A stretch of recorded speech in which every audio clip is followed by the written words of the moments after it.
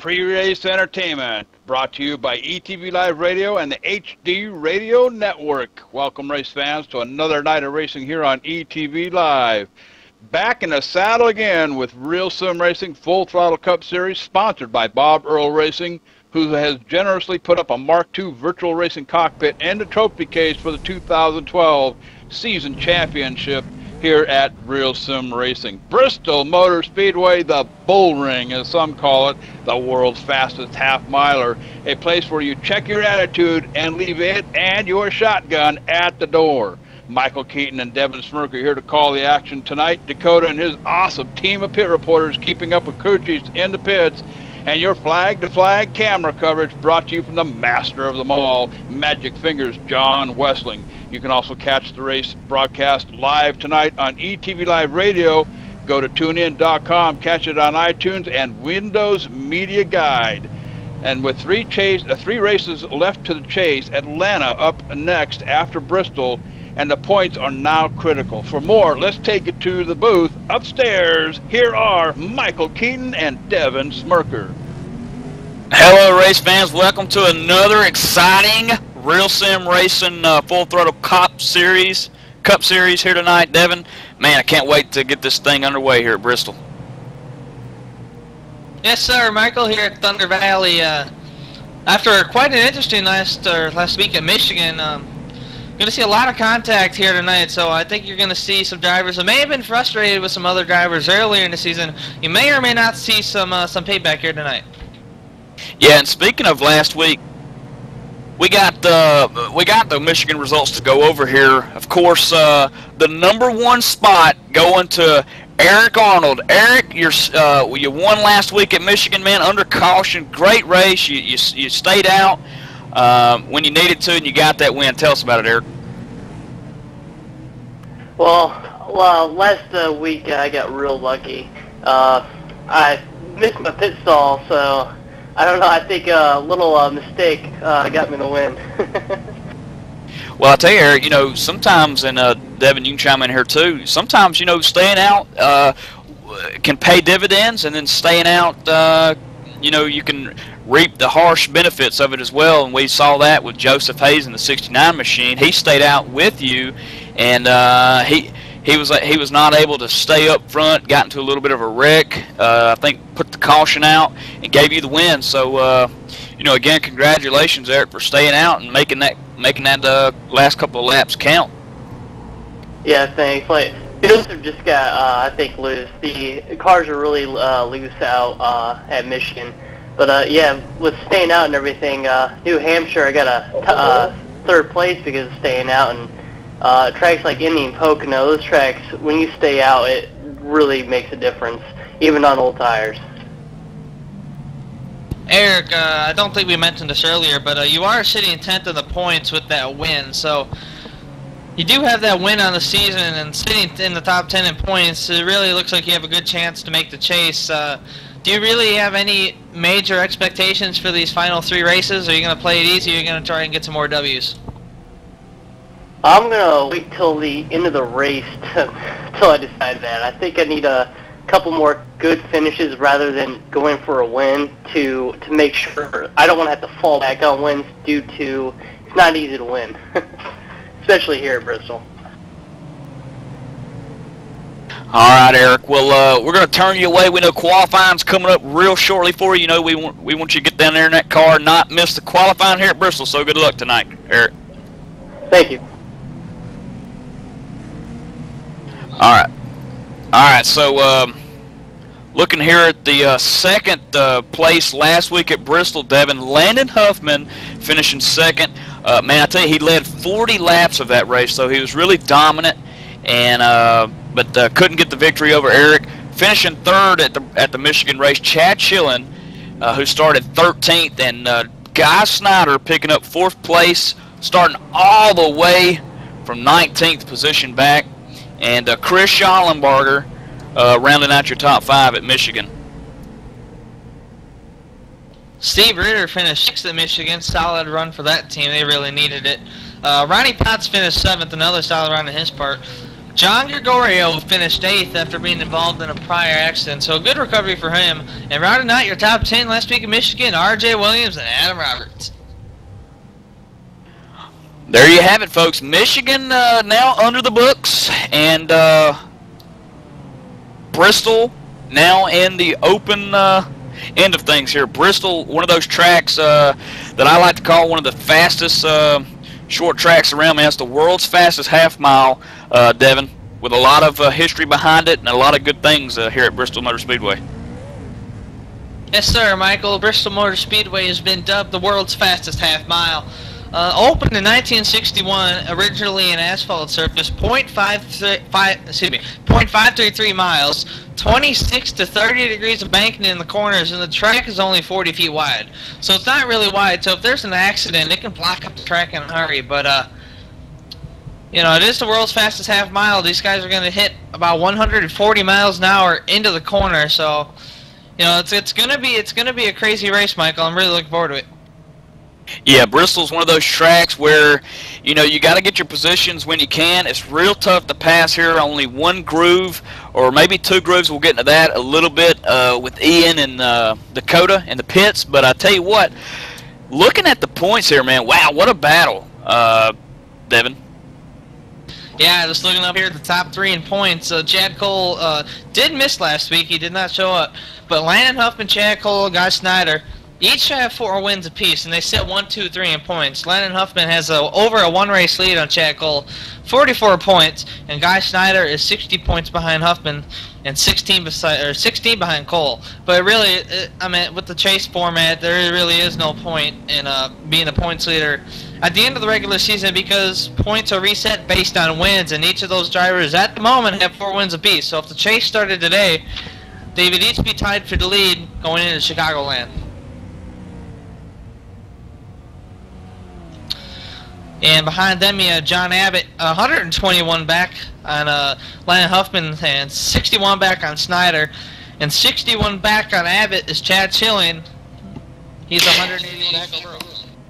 Yeah, and those two guys, Devin, we got to mention, still looking for their first win of the season. Doug sitting 6th. He didn't have a really good finish last week at Michigan, finished 17th. He's also looking for that #1 position tonight, his first win of the season. In the 7th spot, Joseph Hayes, we mentioned him earlier. He didn't have a good finish. He stayed out with Eric Arnold, but did not work out good for him. So he finished 18th in that race and put him back a couple of spots. And Adam Roberts moving up into the #8 spot. And he is also looking for that #1 win of the season. And R.J. Williams sitting in that 9th position, 246 points back from your leader, Landon Huffman, but he's part of that Huffman racing team. And cracking into the top 10, Devin, we just mentioned Eric Arnold won the race last week at Michigan. He is now solidly in the top 10 here. He got his first win of the last season, Devin. Yeah, like we said, Eric, with that win, solidly in the 10th spot, but what you really got to look at here is for the wild card standings, and specifically I'm going to look at 11th to 14th in points. In 11th you have Jay Horton, and he has 1 win. Behind him, David Lanza has 1 win. He got that at Daytona. And behind him, Joey Gattina doesn't have any wins. So Joey Gattina could use a win to have any shot at making it into the chase. But what's really interesting is looking at who's behind them. Jonathan Gregorio has had a solid couple of weeks, and he's been able to work his way into 14th in points with those 2 wins. So he is in the position for that wild card right now. Yeah, and I got to mention R.C. Rigdon, man. He's got that 1 win this season, but he's 85 points back. And he's in 20th spot. And you're talking about, you know, that's a long way back. But to tell you, you know, to be in the top 20, you can qualify for that wild card. So that's what makes this thing interesting. You know, he's sitting right there on that bubble. And tell you what, if he can have a good finish tonight, he can stay in that top 20 and get that wild card.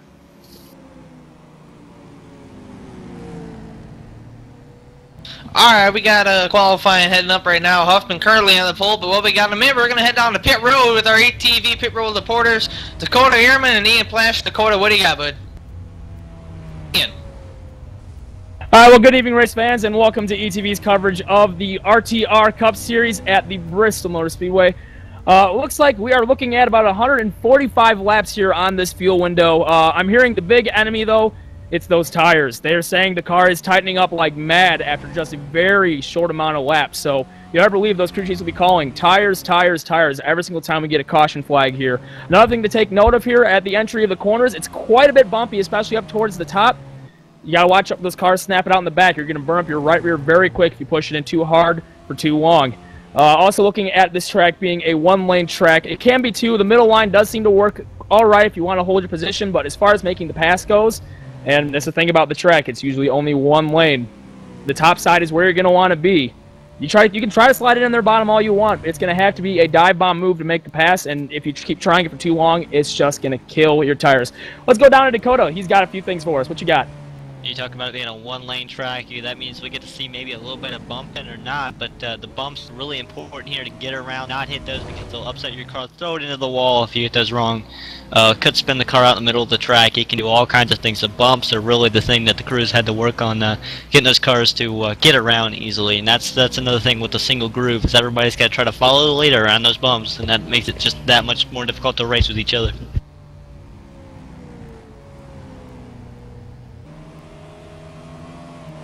Yeah, there you have it, folks. Pit Road Report, man. I tell you, 200 laps here at Bristol. Ian, I got to throw it back down to you, man. You know Pit Road's going to be awfully busy tonight. What can we expect on tires and fuel? Well, we are still looking at the 145 lap fuel window if we go green. Based on the tendency of this racetrack, though, it's going to be a couple of pacing laps here. You can stretch it the distance. I see this being a one-stop race regardless. So it's just going to be a matter of who's going to come in and get those final 4 tires at what time. That's what's going to be the key thing to decide this race. Yeah, well, what I meant was basically on the tires again it was the issue that we looked at last week at Michigan. I mean, guys just taking right sides. Is that going to be kind of the same situation here at Bristol? I mean, do the left sides wear equally to the right sides, or will we see some guys taking left sides? Hey, in the Cup race, the real deal last week, I heard that Hamlin took left side tires and won the race. This case, I don't think so. Everywhere I'm hearing, all 4 tires are getting burned up pretty severely here. You can take right side tires for maybe a very, very short-term game, but as far as the long run goes, you're going to want to have 4 tires on that car if you're going to want it to get to stick. If you're slow on that high side in front of everybody else, patience will run dry, and more than likely it's going to end up with one of you two in the wall, whoever's getting the short end of the stick in that situation. In this race, I think it is going to come down to those 4 tires. It's just whoever gets those freshest 4 tires on at what time and where they're at on the track when it comes down to that final run. All right, I appreciate that very much, Ian. And joining us on the race communications, David Lanza. David, got a copy? Yes, sir. All right, David, we got to talk to you just for a minute, man. You're sitting 12th in points, kind of on that bubble, I guess, if you will. You got the 1 win of the season. You got 4 top 5s and 5 top 10s. You've been pretty consistent all year with racing in the series. Sitting, I think, top 15 in the qualifying at Bristol. David, what do you think you have for these guys tonight? Well, that's a good question. If I can keep the car underneath me, I might have a chance. Tires are going to be really important here because they go really, really quick. If you're really, you don't want to drive in too deep, otherwise the right front's going to go quick and in a hurry. So I probably would stick with 4, unless I have maybe a 5-lap stint. I might go 2, but other than that, 4. Car's running pretty good, so we'll see. We'll see how it goes. I like my chances. David, with just 3 races left into the chase, you got to wonder how tight of a position do you have on that number 12 spot in the points? I mean, you got Gregorio, Ritter, Jimmy North, R.C. Rigdon, all kind of fighting for that, and Joey Katina as well, fighting for your spot in the top 12 there. Yeah, it is. It's a pretty tight battle. It's all about I got to be consistent. I'm hoping all the bad luck is gone. So it's all about consistency and staying out of trouble. This is going to be a tough track to do that, but as long as I can keep the car underneath me, stay out of trouble, I'll have a good finish. Alright guys, well I'm kind of standing here next to David Lanza, and I was going through the garage earlier, and this is Dakota. I was going through the garage talking to Team Manchild Motorsports Incorporated. I was talking to those guys and several other guys, and none of those guys were very confident besides David Lanza. I believe his words were, "I'm going to win tonight." But it was kind of in a sarcastic tone. Is that right, David? That's pretty sarcastic. Gonna have to have some trouble. Landon's tough. He's gonna be a tough one to beat. And by the looks of it, we got some other tough ones up there. Gregorio, Lewis, Little. I'm not familiar with Little, so but he looks like he might be pretty strong too. All right, well, David, we know that you're about 3.5 minutes away. You got to get strapped in that race car. Good luck tonight, man. Thank you very much. All right, David Lanza there, Devin, and you know, he's not looking too bad. 11th qualifying spot, and 12th in points. He's kind of starting mid-pack though. I don't know if that's a safe area or not. What do you think? Well, I think he'll be just fine. David Lanza, he is a really, really clean driver. Solid qualifying effort. Looks like he's in the lineup 11th. He was decent in practice. Probably not where he wants to be, but like he said, you got to watch out for the danger aspect of it. And he's not the only one. I'm actually surprised looking down here at the qualifying sheet. Chad Cole is at the back. He ran a 15.455. I'm not sure if his car just isn't hooked up that good tonight, or maybe he's just playing it safe. But we're gonna head it down trackside for the national anthem for the Cactus Cuties. Oh, say, can you see by the dawn's early light what so proudly we hailed at the twilight's last gleaming, whose broad stripes and bright stars through the perilous fight o'er the ramparts we watched were so gallantly streaming,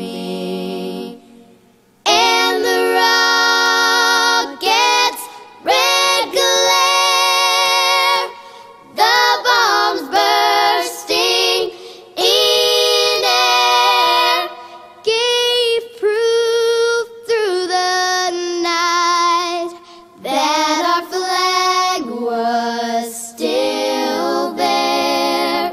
Oh, say, does that star-spangled banner yet wave o'er the land of the free and the home of the brave?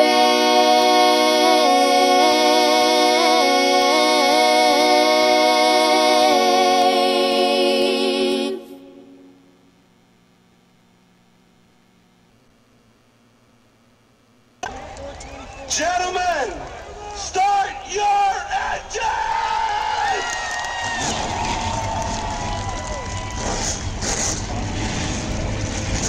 All right, we're back here at Bristol Motor Speedway. Drivers on the track getting ready to take it green here at Bristol. Devin, taking us through the qualifications. Yeah, starting on pole. That is your points leader there, that number 75, Coast to Coast Racing to Shine Chevrolet, Landon Huffman. And that number 75 on pole. And outside of him, Nate Little. Second in practice, second in qualifying. He's second here in the number 97 car. Starting in that row number 2, in the third position, the number 51 machine, John Gregorio. Outside him, G. Allen Lewis, who might be having a little bit of issues. In the next row, Jonathan Goodell in the number 26 car. He starts fifth. And outside of him, Ronnie Potts in that number 2.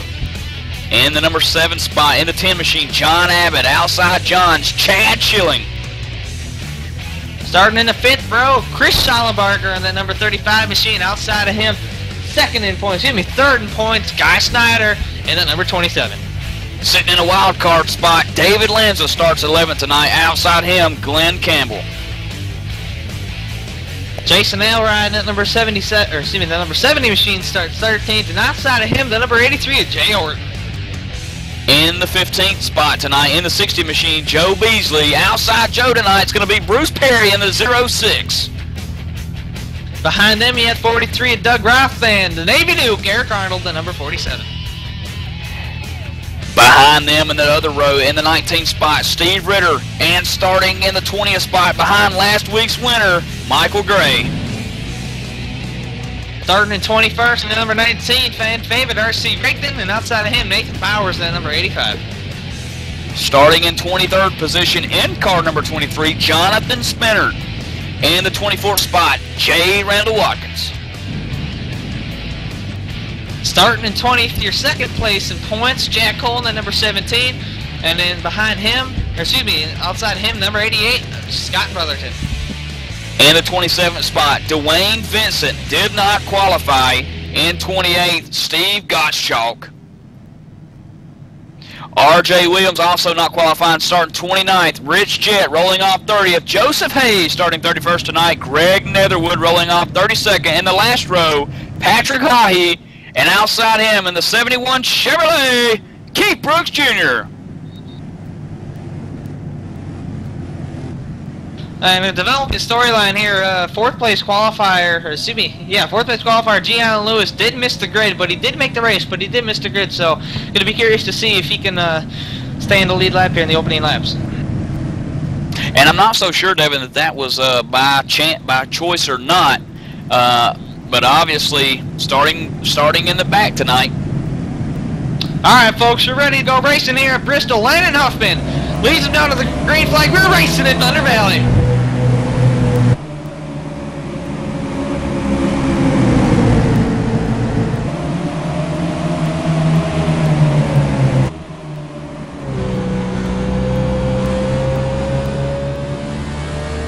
Alright, lap 1 completed at Bristol, and you named it, Landon Huffman taking the first lap under his belt.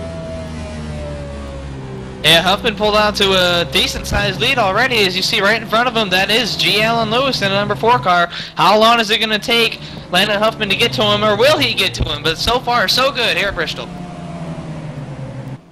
Looking back here in the 5th and 6th position, Chad Schilling and Jonathan Cadell in that Navy machine. Hey, that's the only battle going on right here in the top 5 as they separate now and go single file into 1 here, Devin. Yeah, everybody minding their P's and Q's right now. Let's go back to the 15th position of Eric Arnold, the number 47. He's looking underneath the 70 machine of Jason Elrod. He won't be able to complete the pass off to turn 4. Still hanging in there on the bottom. He will complete the pass, or will he? No, he won't, but he is eating up his tires, Michael. Yeah, that's the only thing about being down there on the bottom. The 47 machine, Eric Arnold, is eating the tires up a little bit, but just ahead of him, as you can kind of see in the camera view, there's also some other 2 wide action going on here at Bristol. So a lot of guys early on trying to fight for them positions. Oh, here we go. Ronnie Potts gets turned by Jonathan Cadell. No, excuse me, it looks like Guy Snyder made contact with him. I don't think the yellow's out, but that did take out your 4th place car, Michael. Yeah, no caution out at Bristol. But man, tough break for a couple of drivers there. 2 going a lap down as Landon Huffman goes by him on lap 8. Yeah, it looks like it says you Chad Schilling, that number 25, made pretty good contact. Actually, it looks like he didn't make any contact at all. It looks a little bit more like Necco to me. But that's unfortunate for the 2 car. It looks like his night is done early. Looking still in that 15th spot that you were talking about earlier, the 70 of Jason Elrod. Come close to the 06 of Bruce Perry there, but still some 2 wide action here early on as Jason's still on that high side. Yeah, Doug Roth, that 43 STP car is looking underneath him. He can't make it stick down there. Jason Elrod gets to go run off the corner, and the 16 car has hit the wall. That's Michael Gray in the 66 machine, hearing word that he just kind of scraped the wall, no caution. But man, Ian, that car looks bad out of shape right now, coming into 3. Oh, tell you what, he had some. I'm not sure exactly what happened there. It looks like he kind of caught the wall on exit, slowed it down. He's coming into the pits right now. Looks like he's going to get some attention to the crew. Nothing but tight. I'm hearing on the radio from him coming down to his stall. I'm seeing some heavy right side damage. Looks like the left rear is bent in as well. Possibly a little bit of toe out in the back as well. We'll have to see what the crew can do to fix that. Yeah, it looks like here, just back on a replay, it looks like he got a little tight underneath RC Rigdon, and he got so close to RC Rigdon that it made his car actually a little bit loose, and he just flat out lost it off the corner. All right, going to throw it down here to Dakota. He's got a little bit of update on that number 4 machine who didn't take the green, G. Allen Lewis. Remember him supposed to start 4th. They failed post-qualifying inspection. Were forced to start from the pit road once they got the car fixed. He is now inches from going a lap down as Landon Huffman looking underneath of him as I think he's just going to pull over and give the spot up almost. Looks like he's going to fight him coming off the corner there, but G. Allen Lewis just about to go a lap down as Huffman has caught the rear of the field, guys. Yeah, Landon Huffman already 15 laps in is underneath G. Allen Lewis. He has caught the end of the pack. Just in front of him is the number 71 machine. I think that is that's Keith Brooks Jr. So he looks like he's about to complete the pass on the 4 car. So Keith gets loose. And here comes G. Allen Lewis fighting back, nowhere to go. Landon Huffman loose off of turn 4. I got to take it back to 19th spot here, guys. Dwayne Vincent, Doug Roth, Steve Gottschalk, all in a cluster here. The 17's ahead too, Chad Cole. He looks like he's a little tight, guys. Might want to get an update on him, but he is running the 13 side by side going into 3 here. Yeah, Chad Cole's actually picked up a few spots since his qualifying effort. He started 25th. He's inside the top 20 now. Has looked at the 88 machine, is looking underneath the 43.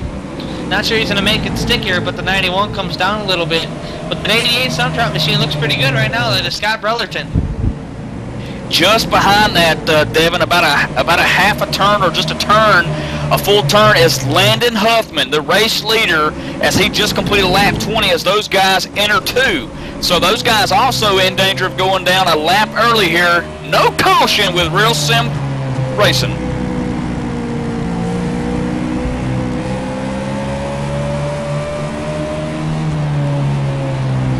As we go onward with Landon Huffman here, we see everything he sees. 2 cars slightly in front of him, but if you look towards turn 3 and 4, there are pretty big pack of cars right there. I say another 4 or 5 laps and he'll be right there. But what this has allowed to do is Landon Huffman battling traffic. John Gregorio's worked his way into 2nd place. Am I seeing that right? Yes, John Gregorio's worked his way into 2nd place and starting to catch Huffman slowly but surely.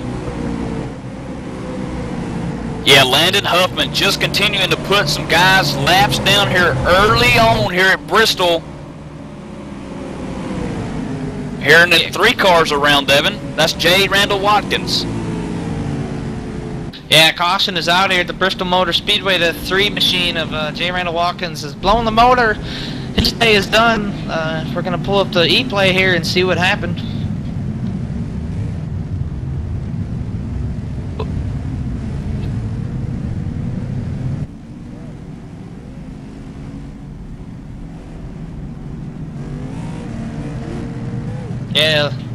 Yeah, it looks like the number 3 car just come down on the 4 just a little bit, Devin, and that's what resulted in the wreck here. As we go in here on the instant replay, you can see the 3 car in the middle of the track in that 2nd groove, kinda, and just comes down on the 4. Ian? Landon Huffman into his pit stall here, coming in. He's the very first pit stall end of pit road. He'll stop in his boxes smoothly. Gregorio just behind as well. Right side tires are up. Expecting 4 tires all race long. Very clean race so far for Huffman. Let's see if he can keep it up. Left side tires are up. Crew's taking a look at all the corners. Tires down, and he is away. First in, first out. Devin? Oh, here goes Landon Huffman has made contact. Looks like he'll be alright. This slight contact getting into pit road as a 21 who was a lap car was trying to get into pit road. Landon Huffman came up as 21, I think it is, came down. You know, guys, we see this every time at Bristol. This is the deal here. These guys, some have to take the pit stop on the back, and some have to take the pit stops on the front, and that's what we just seen. Yeah, and actually, the 21, RJ Williams, is actually teammates at Huffman Racing at the 75. That's a pretty interesting development. Does anyone know what Huffman's saying on the radio? I'm sure he's apologizing. If anything, I think the 21 last-second ditch effort to get down pit road there, and the 75 of Landon Huffman just really, nowhere to go. Dakota? Yeah, guys, listening on the radio, Huffman is not really letting that one go. He's a little upset about it, as he knew who it was as soon as they came down, and he's really agitated trying to get back up to the traffic on the pace lap, guys. And Devin, it actually looks like Landon Huffman lost a couple of spots there. He lost the lead, sitting in 6th place right now.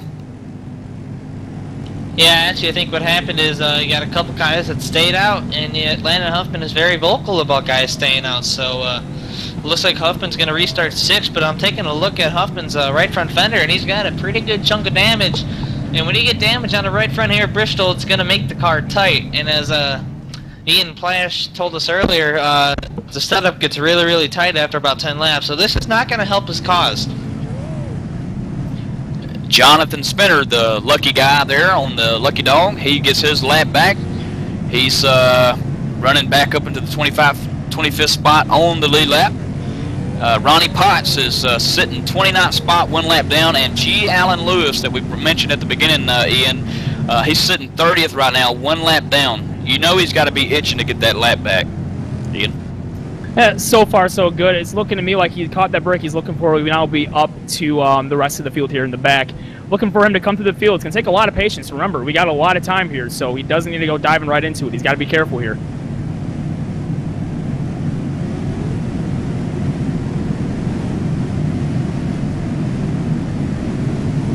Alright, set for the race at Bristol. We're going to crank it up here on ETV Live. Chad Schilling leads him to the green.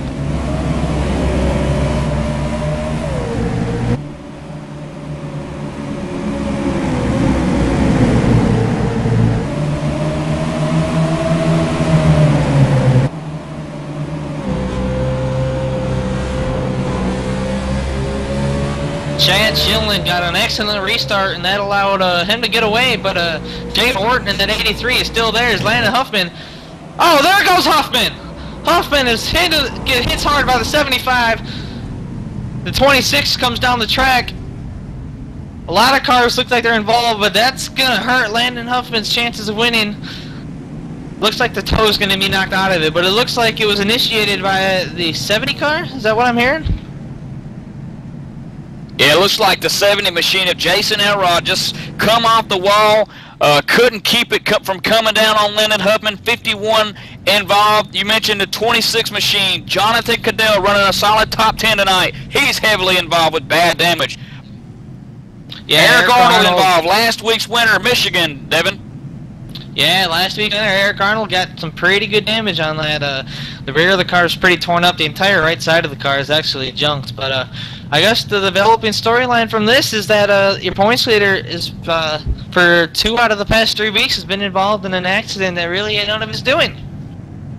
I did see the 51 machine go down pit road, and the 91 I see going down pit road right now as well. But Devin, is there any word, or Ian or Dakota, any word on Landon Huffman coming down pit road here? Actually, we got a commercial break really quick on ETV, but when we come back, we'll have an update on Landon Huffman and everyone else involved. So stay tuned here on ETV. We'll be back.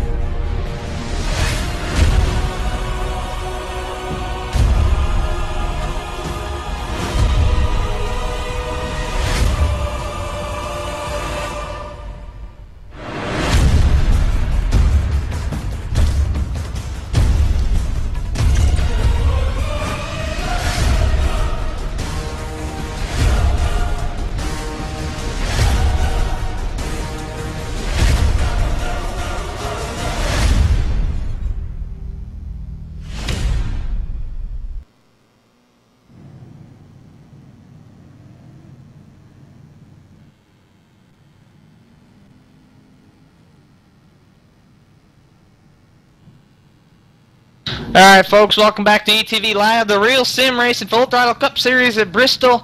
We got your 9th place driver right now, Chad Cole, the number 17 machine up here in the booth. Chad, you qualified back there in the 25th position, but you're already up to 9th. I know it's early, but describe how your night's going so far.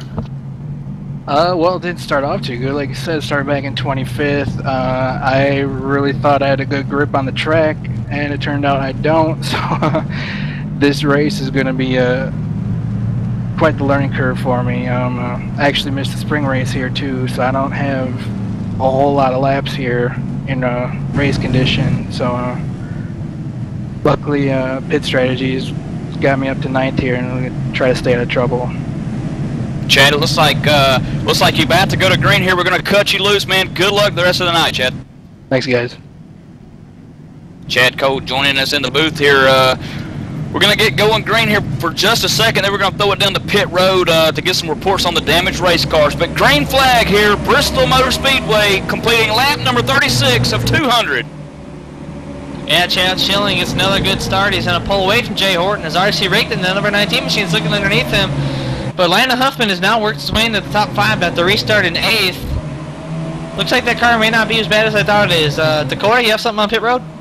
Yeah, guys, they weren't actually sure what to do there. They stayed out. They don't think the damage is too bad. That's what they're really hoping. He is really frustrated, as Devin called it, and his exact words when the caution comes out. That's why that's when slow cars do not stay out.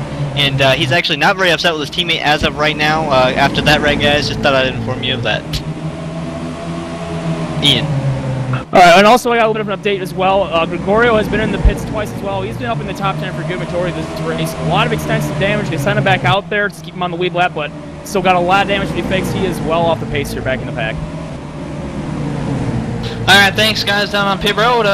Here comes Landon Huffman. He's underneath Chad Schilling and he's looking for the lead. And surprisingly, he's completed every single one of these passes on the bottom from ace to first on the restart. Landon Huffman and that number 75 machine to the lead at Thunder Valley. And the number 4 machine, G. Allen Lewis, getting the lucky dog that last caution there. So he's back on the lead laps, worked his way up into the 12th spot. And he's working on Steve Ritter right now in the 11th spot. But man, what a gaggle of cars here in the top 10, Devin. Yeah, let's take a look at Chad Cole and the number 17 machine. He is riding 9th right now. Is right in front of him. Got a little bit of battle between RC Rigdon and Nathan Little. Chad Cole looking underneath RC Rigdon. He's got the run off the corner. He should be able to complete the pass out of turn 4. And he will. Still gaggle of cars here in the top 10, Devin. Good racing here that we see at Bristol right now. But Chad Cole, like you mentioned, he's in kind of the mix there. Got Nathan Little, David Lanza, and the number 83 machine, Jay Horton, just above him. And we're seeing a lot of good racing here with just one caution out of 44 laps so far. Yeah, we're hearing that the 25 with Chad Schilling has gotten the wall, but looking back here at the number 44 machine, that Penske car, Glenn Campbell, he must have his hands full because he has fallen back almost 10 spots since the restart. Yeah, he's fallen back out at the top 10 now as the 06 of Bruce Perry looks underneath him. But let's go back up to the front. Guy Schneider, that number 27 machine, he is up to 2nd place. Yeah, Guy Snyder, if he's going to take over that position from Chad, he's going to have to do it on the bottom. But Chad Schilling still running that high side, and that's where the line's at. As you see 97 go by, that's Nathan Little. Now you see the 33, David Lanza, who's trying to get a good spot. He's also on the high side of that number 83 machine. Yeah, Guy Schneider hit a little bit of the wall there, but he is hunting down the number 75, Landon Huffman. And we're hearing caution is out on the Speedway. Well, yeah, it sounds like the 21 machine, RJ Williams, was involved. The 88 machine of Scott Brellerton. The 91 of Steve Gottschalk. We're going to pull up the E-play here in a minute for you and let you know exactly what happened. Looks like Steve Gottschalk, man, you talking about lucky. He got that Nerf Chevrolet slowed up just in time to keep from actually avoiding the contact or the wreck. So, good move, hands of the race right there for Steve.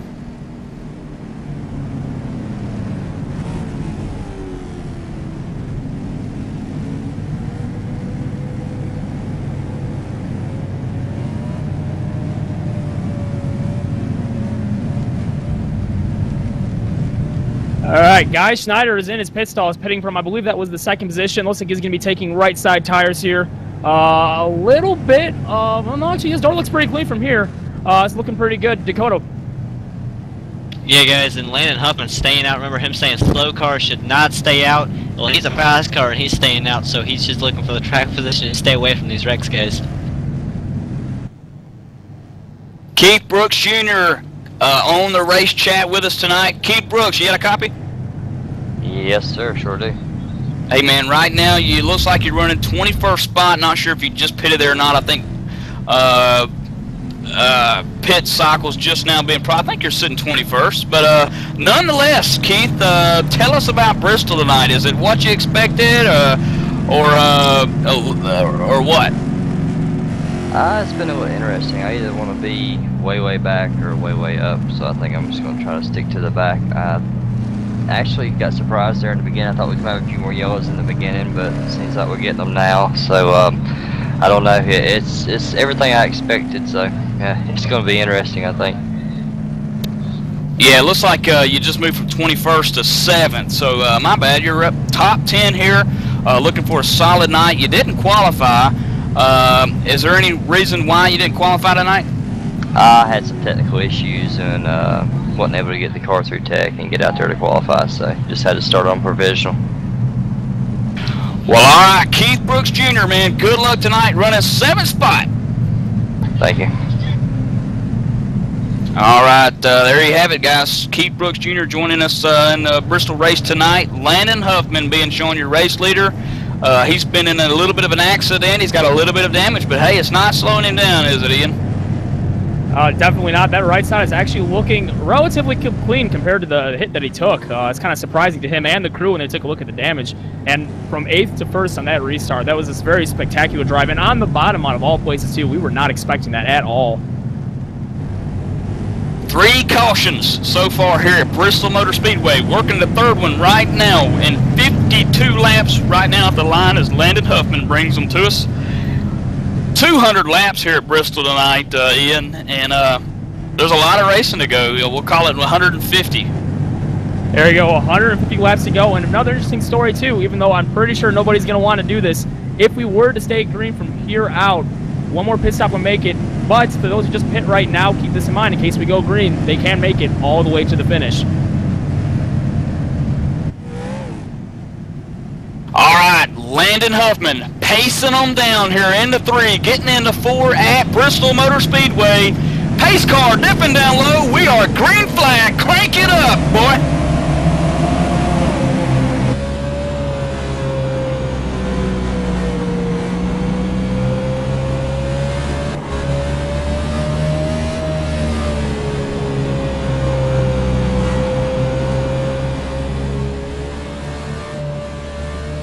All right, looks like we got a car. Michael Gray turned the wrong way down on the front stretch. No caution here. Happened right in front of the flagman, but he's waving it off nonetheless. But looking at the battle for 3rd and 4th, Chris Schallenberger, Jay Horton. Looks like Guy Snyder's involved in that mix up there. Ian, good racing here at Bristol so far at the green flag dropped. Yeah, it looks like Guy Snyder will make a move out of 4. Can't do it to the line. Still on the inside of Jay Horton as they go into turn 1, trying to make a stick on the bottom. Power move on the exit. Looks like Jay will slip a little bit. It looks like Guy Snyder will move up to the 4th position. Yeah, Guy Snyder making that move for the top 5. Now he's going after Jay Horton's 4th spot. Yeah, Jay Horton and 5, Chris Schallenberger going at it pretty good. Here's David Lanza, and Chad Schilling looks underneath David Lanza. Yeah, Chris Schallenberger, Lanza there in the number 83 machine. Really battling it out. Here's a 35. Gets into the 33 just a little bit into 3. Yeah, some really good racing going on here at Bristol. The 35 slips up, almost makes contact with G. Allen Lewis in that 4 machine. Keeps it off of him. Here comes 16. Steve Ritter is working his way up there. He's on the outside of, looks like Chris Schallenberger. He clears him. Yeah, Steve Ritter's one of those drivers that's got to have a good finish here tonight with just 3 races left before the chase. Steve's working the 8th spot right now. He's got to get further up there. Yeah, Steve started back in the 19th position, already inside the top 10. good job on his part as we go up. It looks like for the second place, we might have a little bit of a battle here between Guy Schneider and John Gregorio.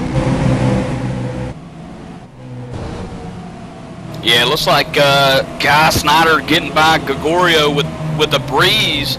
And he's also running a little bit of lap times, a little quicker lap times than your later Huffman there, Ian. Looking at him, he has been consistently 0.3 of a second faster, and he is just coming out of a cannon, so to speak. He is hunting down the leader very quickly. He's been closing the gap quite a bit.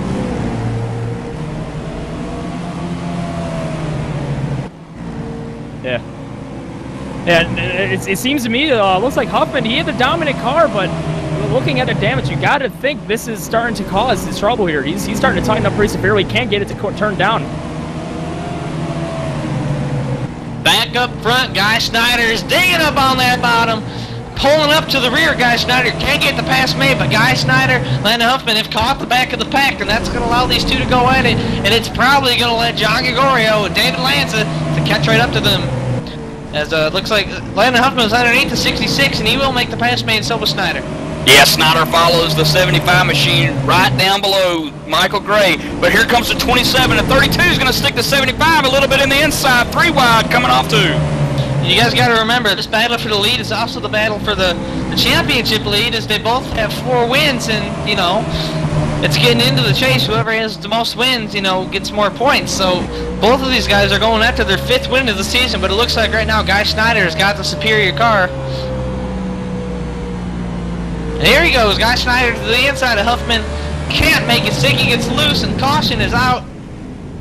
Caution right there, 69, Joseph Hayes, right in front of the leaders. Man, both of them had to split them. Yeah, Huffman especially was cutting it really, really close, but it looks like both of them are going to be alright here, so we're going to see what happened to the 69 car of Joseph Hayes here in a minute on the E-play.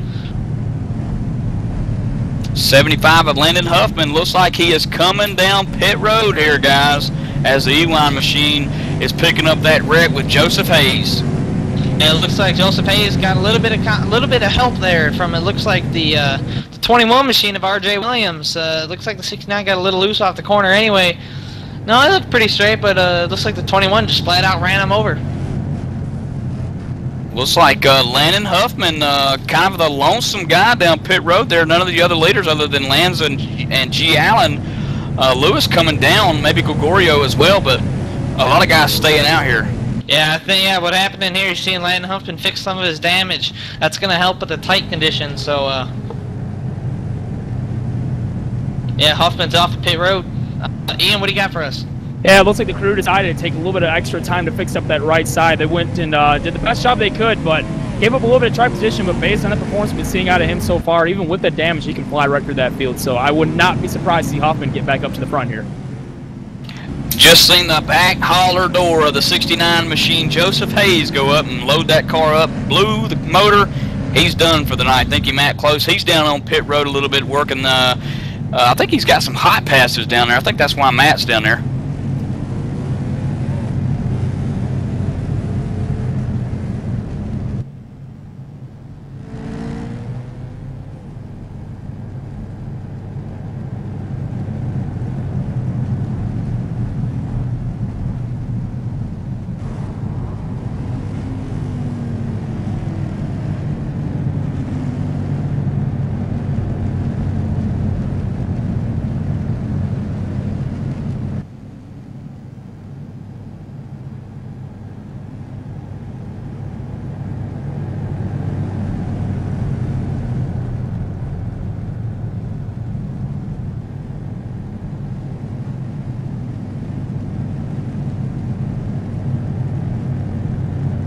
Yeah, it looks like a little bit of technical difficulties in the booth. We'll get them sorted out quickly, but taking a look down here on pit road, Landon Huffman is down there again. Yeah, he's getting some more damage fixed. Ian, any word on how the damage looks so far? Looks like they're doing a pretty good job with the right side so far. I'm trying to get confirmation that it was in fact Landon Huffman. I'm having some trouble finding him on the pits here. Okay, yeah, Huffman just came out. I think they're getting the one to go. I am not sure. As Huffman, Huffman almost runs over the number 13 car. Ian, you got some more for us? Yeah, I did just get word with this crew chief. It looks like they did take that extra bit of time to put a little more damage repair to it. It's looking pretty good so far. Right side looks clean, but he's got a lot of ground to make up. He'll be restarting back here in the 19th position.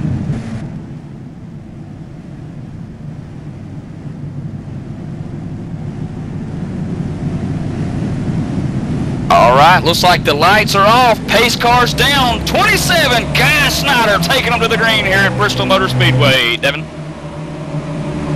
Guy Schneider with a decent jump on the field is here comes John Gregorio on the number 51 machine, KDR. John Gregorio, can't really tell who's sponsoring Gregorio right now. And he got the lead. Yes, Caution coming out. Caution is out, and John Gregorio has been able to take the lead away from Guy Snyder. That's got to be big for him as they blow past the pace car. They'll let him go by. Find out what the yellow is here on the E-play in a second. Look like the 66 machine, Michael Gray, getting around again, man. I tell you, he's just battling a tough night here tonight. He's ever since he got that one wreck, he's just been just turning that car around. I think he's battling a loose race car. Yeah, it looks like what happened to Huffman, or excuse me, not Huffman, Michael Gray, is that his toes a little bit knocked out from a previous incident and got a little loose off of turn 4. Looks like he had it corrected, but looks like he just overcorrected it there and slapped the outside wall and then the inside wall pretty good. I think he's done for today. A couple of takers down pit road here. That's the 26 machine, Jonathan Cadell. He was tied up in an earlier wreck, still trying to get the damage beat out of that car. Also down Ronnie Potts, Chad Schilling down on pit road as well, guys. Yeah, but it is pretty big. The number 51 machine, John Gregorio, desperately needs another win to make sure he's locked into the chase. I mean, he's got it pretty good anyway, but it's got to be big for him to be up here leading this thing after a tough couple of weeks, and that is the John Gregorio Servers sponsor. So, sponsoring himself a little bit here, so cool to see him up front. He needs a good run. Hopefully he can keep it going. R.C. Riggin, Lucky Dog Award participant on that last time by. He'll join the lead lap crew in 22nd spot. R.J. Williams being shown a lap down as well. Joe Beasley 2 laps down, and on back, man, all the way to 32nd position. J. Randall Watkins 53 laps down. Devin 76 laps in the books here at Bristol. 200 laps total here set for tonight. And 51 machine John Gregorio right now, your race leader. Yeah, we're quickly approaching halfway. We'll be there if stay green. Will be there in about 5 minutes. All right, folks, we got your leader, John Gregorio, up here in the booth. John Gregorio, got us, man? Yeah, I got you. All right, John, we know we've had some tough luck lately here in the series. You're up there leading this thing. Can you hang on to it? We'll see. I'm not sure how bad Landon is. He's definitely got the car of the field tonight. We were hanging out with him pretty okay the last restart, and then a big wreck happened. And my car got some damage. I think the right front camber or the toe kind of got messed up, so I'm having some bad tire wear. But I'll try to get what I can out of this. Yeah, John, it looks like you're sitting 14th in points. Man, you're talking about on the bubble. You gotta have a real no pressure here, but you gotta have a pretty good finish here tonight. We're winding down to this chase. What's your chances on getting into that top 10? It seems like every time I'm in position to gain some points or I win a race, I get taken out. So at this point, I'm going out and trying to win every chance I can get, do what I can, do whatever it takes. I don't care who I upset, but I gotta get a win. Alright, folks, that's John Gregorio, the number 51, JG Server. I keep messing it up. It's, JG Server sponsored Chevrolet. He's the leader here, lap 78 of 200 here in Bristol. Getting ready to take the green flag once again. That Mustang pace car getting ready to pull off. Your front row was John Gregorio and Guy Snyder. We're going to crank it up for you here.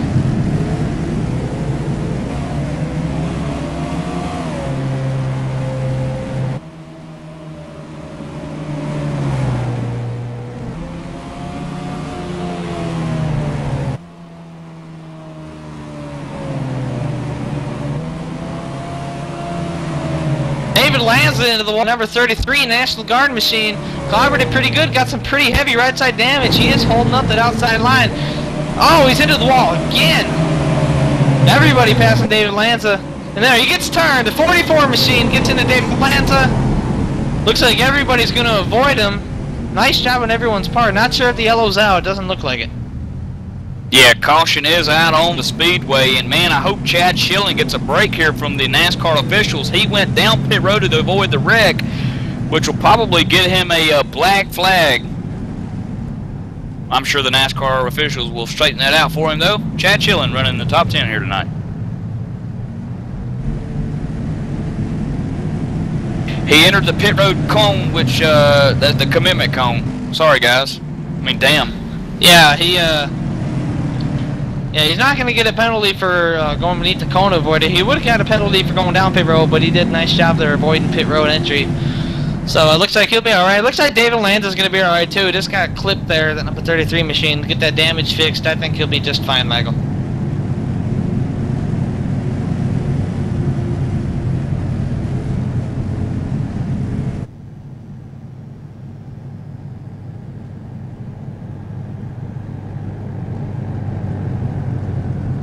Alright folks, gonna go to commercial break here on ETV. You're approaching halfway at Bristol. John Gregorio is your leader.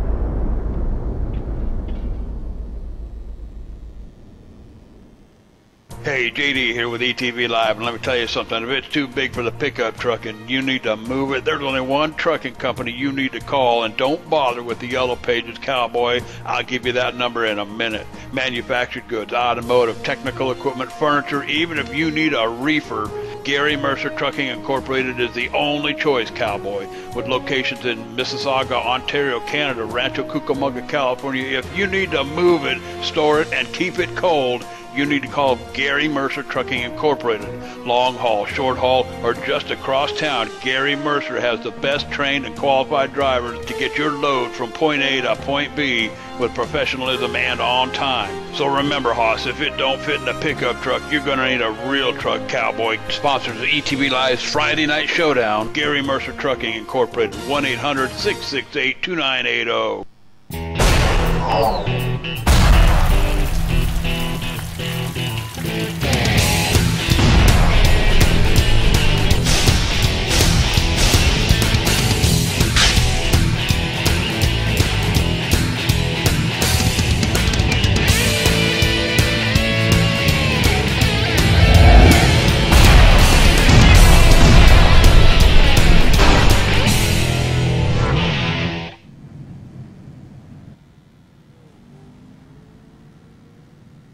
Alright folks, welcome back to ETV Live here at the Bristol Motor Speedway with the Full Throttle Cup Series. Looks like Huffman, or excuse me, not Huffman, Gregorio's going to lead him back to the green flag with number 16 is Steve Ritter on his outside. Looks like Gregorio's going to lay back a little bit, spins the tires, but we are racing again here at Bristol. Another good start for John Gregorio as he jumps the green flag here tonight. The 51 machine out in front on a rail right now. Chad Cole underneath Steve Ritter working it, coming out of forward, Devin. And Chad Cole looking underneath Steve Ritter. It's hard to get that pass made on the bottom, but we have seen Landon Huffman be the only car able to do it as G. Allen Lewis has worked his way up to fourth in that number 4 machine. He's looking on the outside of Chad Cole, who was struggling to get that pass made on the bottom. Yeah, if you remember the 4 machine there, G. Allen Lewis, who just took over the 3rd spot, now he's working Ritter's back door. He had to start the race in dead last, got all the way to 31st, got put a lap down, got his lap back. Here he is, guys, 3rd position. Well, I tell you, that 4 and the 16 look awfully close getting into corner entry. You know, the way they're racing, I wouldn't be surprised to see some contact maybe between the two. Not on purpose, but actually the 16's getting into the corner a little lower now, but that's going to allow the 4 car, G. Allen Lewis, to diamond it. looks underneath, but thinks better of it. Just behind them, a battle for fifth. That's the 35 machine of Schallenberger. And Landon Huffman, who's led a lot of laps tonight, he's working to the underneath of him. And Chad Cole stuck in the middle of the 16 and the 4, also racing 3 wide down the front stretch into 1. First and second in points, 3 wide with the 35 machine. Huffman's going to get the better of those two. He clears them both. The right side of that car looks a lot better than it did about 10 minutes ago, Michael. And I got to mention, G. Allen Lewis up the second spot. Man, he's got that machine on a rail tonight, but still battle for third and fourth. And fifth, that's the 35 machine in Landon Huffman and Schallenberger. Yeah, as Huffman gets closer to the front, you got to keep in mind that these are going to be hard cars to pass if they're faster. But, man, this is like Huffman is so much better than everyone else down there in the bottom as he looks underneath Chris Schallenberger. Looks like he's going to be able to get even with probably complete the pass into turn 3. Caution out, still side by side. They're not sure who took the position over, but huge wreck in front of the leaders. It's going to involve the Nerf machine, 91, Steve Gottschalk, and some others. Yeah, it sounds like Jonathan Cadell got involved in that. That number 26 machine. Dwayne Vincent, the 13 machine, also involved. Lanza might be involved. 47's around on the front stretch. 23 involved. Yeah, we'll pull up the E-play here. Alright, looks like these guys just went 4. Oh wow, 4 wide as the 13 and the 26 made contact. And looks like David Lanza might have been involved too. But pretty big sized wreck on the front straightaway. A lot of the leaders pitting here, Ian. The 16 machine, the right side's up on that car. Left side's going up on the 16. A host of others down pit road. Yeah, a bunch of cars coming on into the pits today. It looks like they're getting the 4 tires on the car. And an interesting story, looking down the entrance of pit road, it looks like the 75 of Landon Huffman, he does have slightly fresh tires, but he decided to stay out, so we'll see how they stack up against these slightly fresher tires. Yeah, I like that John Gregorio strategy there. Came down pit road.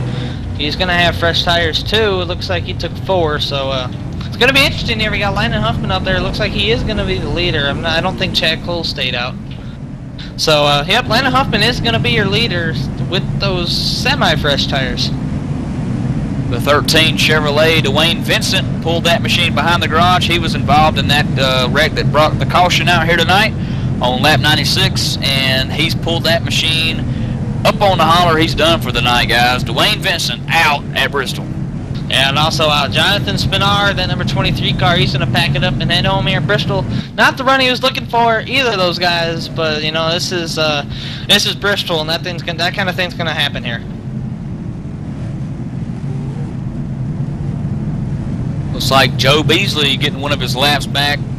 He was 2 laps down, now being shown 1 down. Lucky break there for him. Joe Beasley in the 60 machine trying to work his way back up onto the lead lap. 22 cars on the lead lap here at Bristol. Nearly halfway through it, Devin.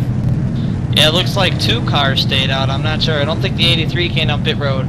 We do know that Landon Huffman came down pit road. So yes, Landon Huffman did not come down pit road, and the 83 did not come down pit road. So Landon Huffman, Jay Horton, and the only 2 that did not go down pit road. John Gregorio in 3rd place is the first car with 4 tires.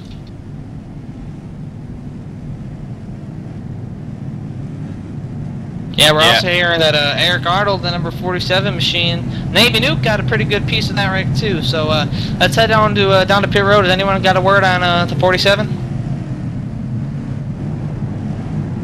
Looks like he is still out on the racetrack right now. Still trying to sort position, but the crew is on the radio. They're going over a game plan to fix this thing eventually. He's just all beat up on all ends. He's having a pretty rough race so far. He's sitting back there in the 25th position, 4 laps down.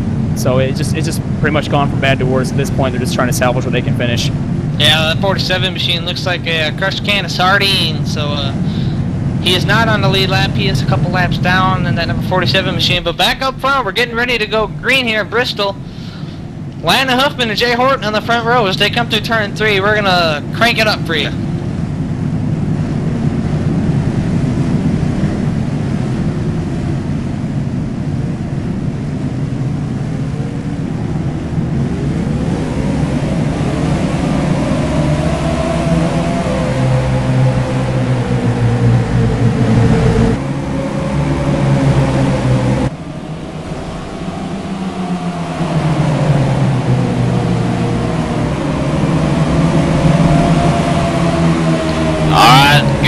restart there for Gregorio, and the 75 machine again back out to the front, Devin. Yeah, here we got a caution Speedway. Not sure who it is. Looks like an inch on the front stretch involving Joe Beasley and yeah, looks like a Motorcraft car. Not sure. We'll get that for you here in a minute on the e-play. Yeah, Joe Beasley, I just mentioned, he was awarded, the 60 car was awarded that lucky dog, and man, I tell you, not taking advantage of it. And let's take a look here what happened on the e-play. Looks like he made some slight contact. No, he just got loose, and the 26 had nowhere to go. So tough break for the 26 and 60. The 21 did a nice job avoiding it, though.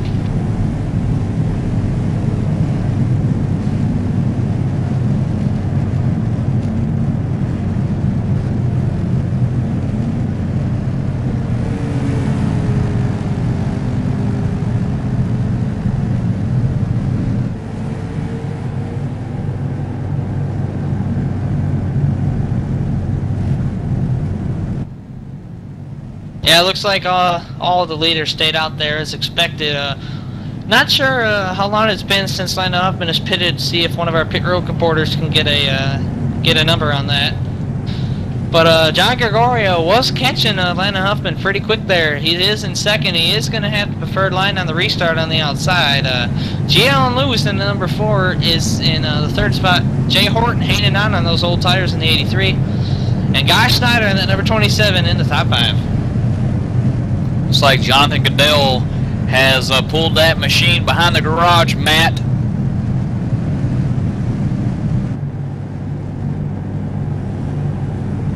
Actually, we're going to go down to Race Central.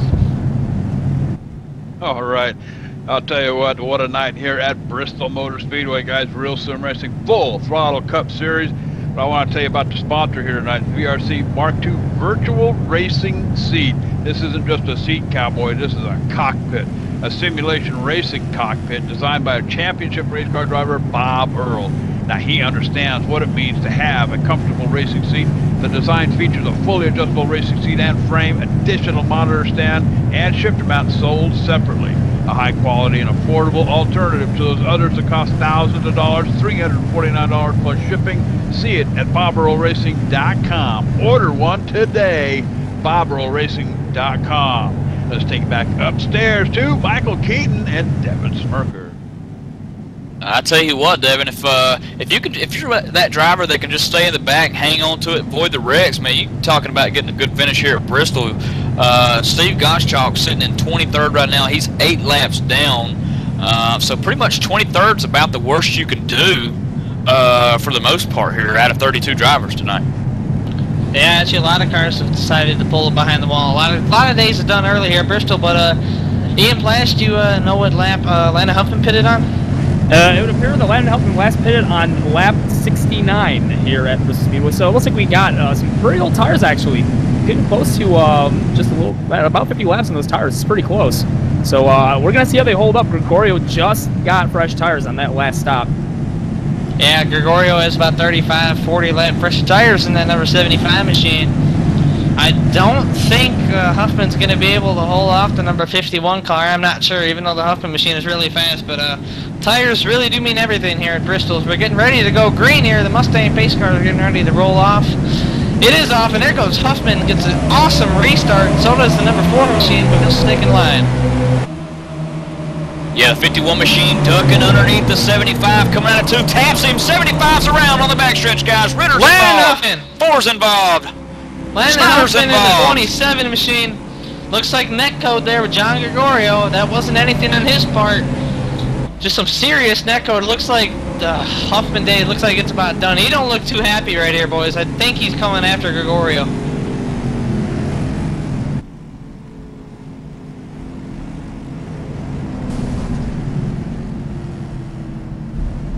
Yeah, Landon Huffman, not really, I don't think that was intentional. This looked like a lot of netcode, boys. I don't think that's going to go over too well with the number 75.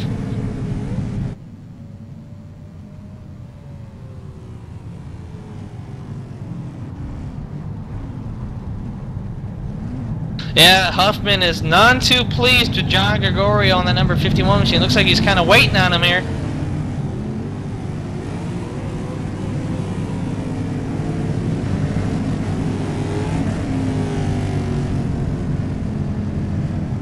Yeah, it's gonna go take a look at the E-play here.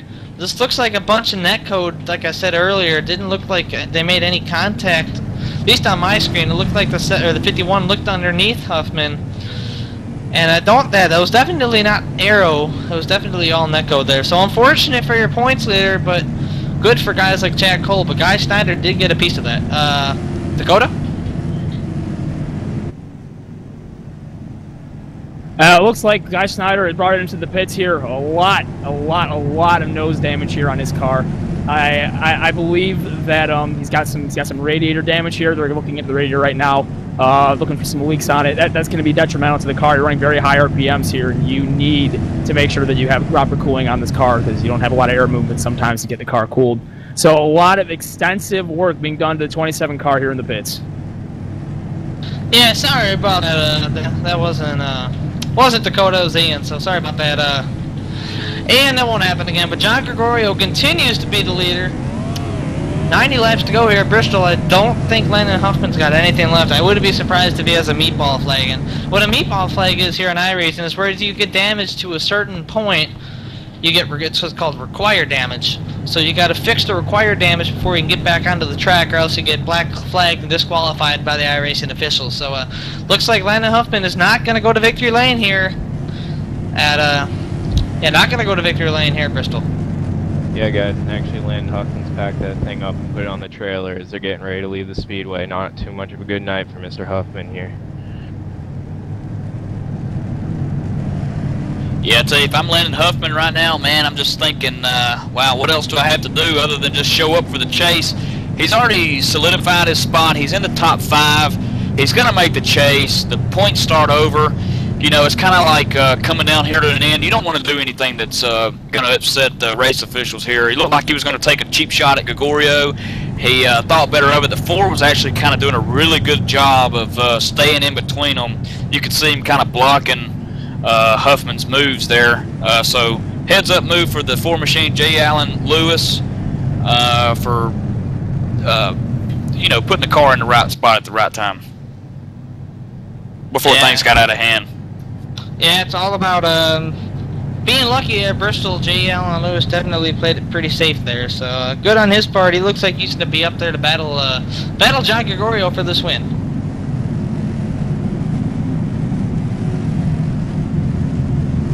Yeah, looks like issue and a penalty there for the number 51 machine. He did cause the wreck.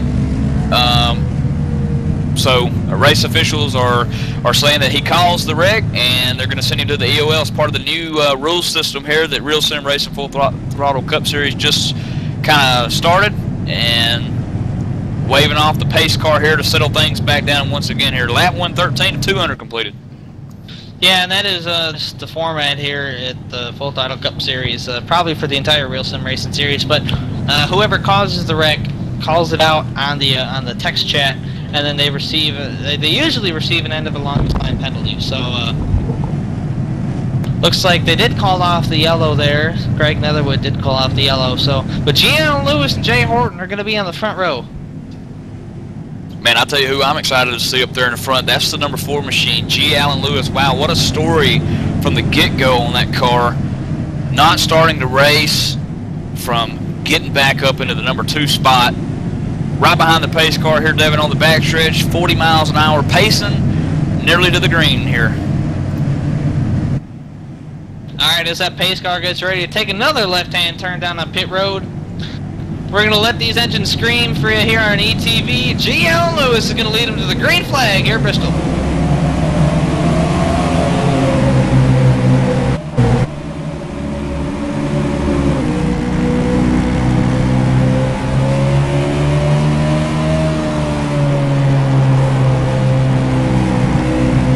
G. Allen Lewis is in the wall. In the wall again, hard. It looks like the toe is knocked out pretty good. Oh, he hits the wall again. G. Allen Lewis pretty much destroyed the entire left side, the right side of the car's rear, and yellow is out. What happened? Yeah. Yeah, it sounds like John Gregorio and 85 and Nathan Bowers made contact.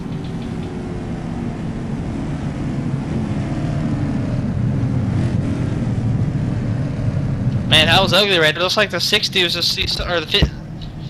Was that John Gregorio?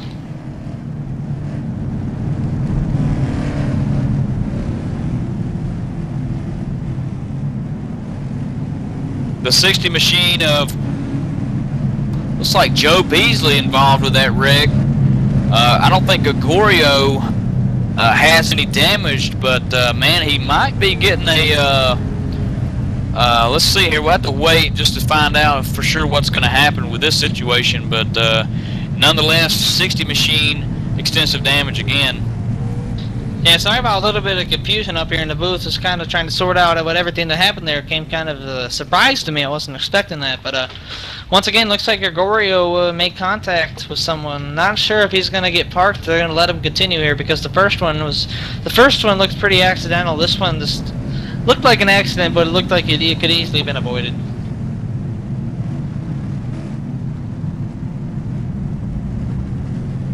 Well, you got to think he's probably tempered up from being sent to the back. He's wanting to get back up to the front. He knows he can do it, but you got to do it safely. You got to work through the field safely. You got to stay up high and or stay down low and pass them. You can't try to pass two people at one time, or sometimes it works, sometimes it doesn't. And there's the case it didn't work.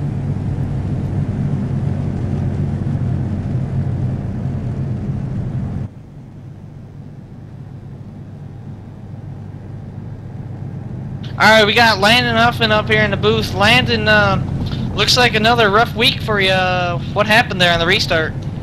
Nah, I don't even know. I'm not too happy with John Gregorio right now, but I guess it's whatever. I moved up in front of him, and he claims that he was there, but when he hits me in the back bumper, I mean, that obviously means that he didn't have position at all. And then he claims I put him in the fence when all he had to do was lift just a tick. So then he clearly states on the voice chat that he was mad, so he piled it off in the corner and wrecked me. And you see John Gregorio just been disqualified. I'm sure you agree with that call. But looking at our replay a little bit earlier, it looks like he did move you up a little high. I didn't see any contact on my screen. You might have seen a little different on yours with some net code, but really, you're just here. I know you want to win, but you're solidly in the chase, and you want to get that one win just to get ahead of the points. So, are we gonna expect any payback, or are you two gonna try and keep it clean? No, I won't race him per se clean anymore, but I'm not gonna wreck him. I just won't cut him the brakes that I once did, and I've never raced him bad. It just, I don't know, come across me wrong now. So. Alright, folks, that's the number 75 machine, Landon Huffman. Not sure he's going to get back out on the track. He's 11 laps down. Tough break for the points leader, but he'll be back next week and he'll be strong. Michael? And next week we go to Atlanta, but right here, still at Bristol, green flag, Chad Schilling taking them to the green here down the front stretch. Chad Cole running second.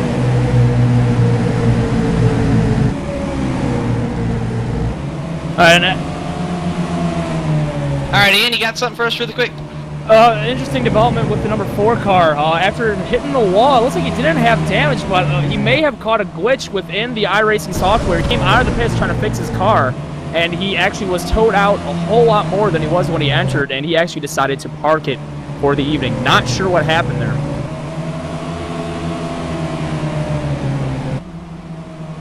Yeah, back up front, Chad Schilling starting to pull away a little bit from Chad Cole, and it sounds like looks like Eric Arnold has just been removed from the server. I'm not sure what's going on. Really not what these guys have want, but it looks like Eric Arnold disagreed with the calls that the admin made there. But Eric Arnold has been removed from the servers. We got a battle for the lead, Michael. Yeah, Chad Cole working Chad Schilling there on the bottom, but allowing Chris Schallenbarger to close in 17, getting a little loose coming out of the corner, settles back into third.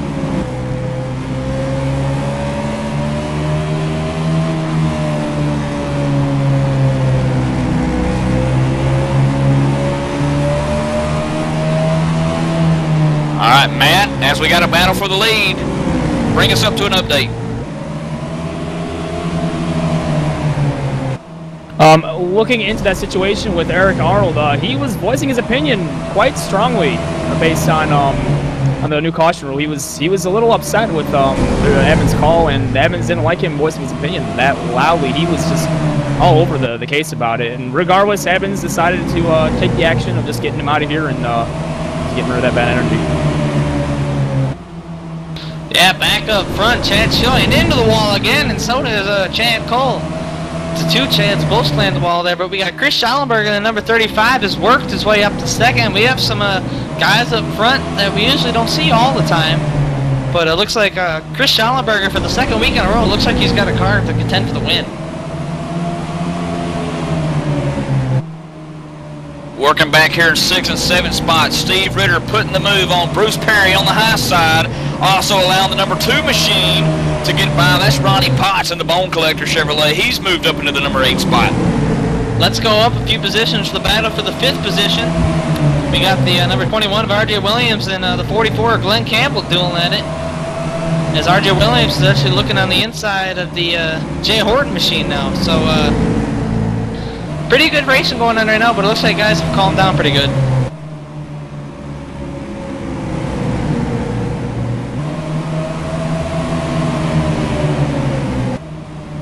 Alright, so still kind of single file here, but nonetheless, Jay Horton still trying to mix it up with the 44 there. Glenn Campbell underneath. He's trying to get past the 83. He thinks he's got the car to do it. He's going to try it on the inside, but it's real tough here at Bristol to do that. He's going to work him up into the wall here in 1 and 2, squeezing him a little bit, trying to get the run off. And Chris Schallenberger really digging on the inside, and you know, the car looks to be working pretty good down there. Chris Schallenberger and Chad Schilling going at it for the lead. You know, Chad Schilling gets to the wall again, but that 35 car digging on the bottom reminds you a lot about how good that Lionel Huffman machine was on the bottom. Chris Schallenberger just a tick faster the last time by, but this time by Chad's a little faster. He's hitting the wall there. Looks like he's kind of getting a run there by doing it. It's not hurting the car, I don't think, too bad. I've seen a lot of guys do this. They'll go up there, they'll nudge the wall. It kind of sends them down a little bit, gives them momentum, if you believe that or not. Yeah. But Chris Schallenberger still trying to run him down, though. Yeah, I've seen that too, Michael. You can use the wall and it doesn't even get you a 0x. See if we can go on board with the number 25 machine here and kind of look at his line in and out of the corner. It's almost like he's kind of diamonding the corner, if you will, like, you know, a diamond effect to it. Or, you know, angling the corner, come up here, and usually he'll tap the wall there to get it to turn left for him a little bit. But, oh, man, you're talking about close. Chris Schallenberger in the rearview mirror. Yeah, it seems like it's when Chad Schilling stays off the wall, that allows Chris Schallenberger to stay with him. So it looks like Chris Schallenberger has the superior car out of the two, as you see Guy Schneider up ahead in that light machine. He is already one lap down, but right now it looks like Chris Schallenberger is the better car. But I tell you what, we have quite the battle going on for 3rd place. Here comes Chad Cole and R.J. Williams. They are all over the back of that machine of Chris Schallenberger.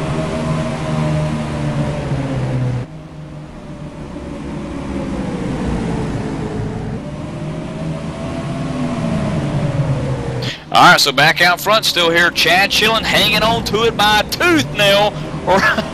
And the 35 Schallenberger, like you mentioned, he kind of closes the gap, but man, he's got a lot of competition behind him. That's R.J. Williams and Chad Cole. Yeah, it looks like Chad Schilling is kind of holding these guys up a little bit. So they're gonna get all so close up at turn 4. We're gonna see more and more of that as we get into the final 50 laps. Racing's gonna get closer and closer off these exits. That 35 is digging up off that bottom. Man, you can just tell there's no momentum coming off the corner. There's every bit of momentum going in, but it's coming off that Schallenberger just can't get us. They touch going into 1. Both drivers touch. They save it. I don't know how they did it, but they're now side by side once again. Looks like Chris Schallenberger's got a better chance to get back in line behind him if he wants to here off at turn number 4. Going to get back in line. 35 is behind 25. 25 going to go up a little bit. He's got the momentum coming off still. The 35 is struggling to get even with the 25 and get the pass done. I tell you what, look who's up there in the number 3rd spot right now. R.J. Williams in that number 21 machine. He's had a little bit of a rough night up until now, but I think he's got 4 fresh tires, and he's coming to the front, Michael. Yeah, there's a whole gaggle of them, actually, that the 25 and 35, they keep racing. It brings everybody closer. That's Nathan Little. He's into the 6th spot. Just ahead of him, Glenn Campbell running in that 5th spot. A lot of these guys nose to tail, literally touching bumpers at Bristol.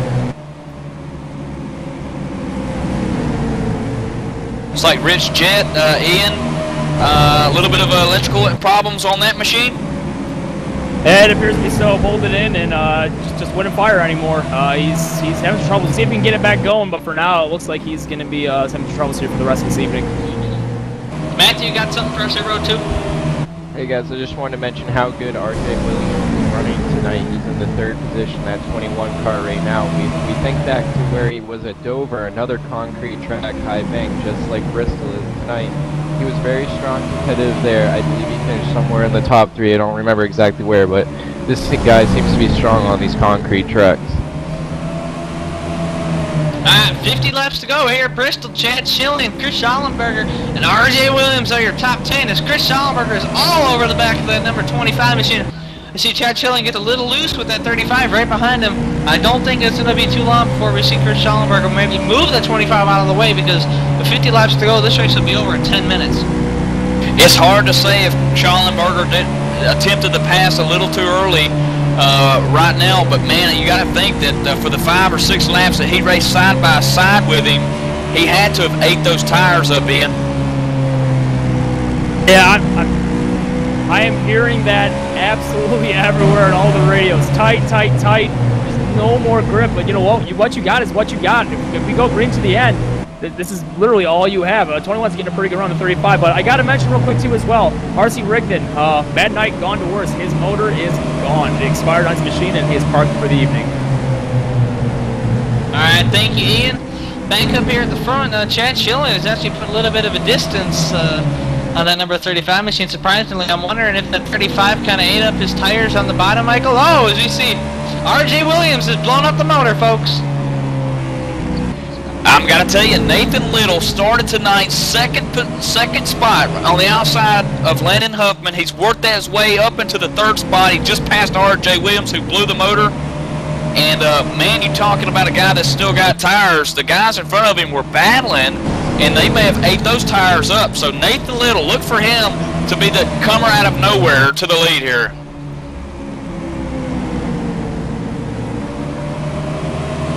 All right, we got R.C. Rigdon, that number 19 machine in the booth, hearing that he just blew his motor. R.C., what happened there, bud?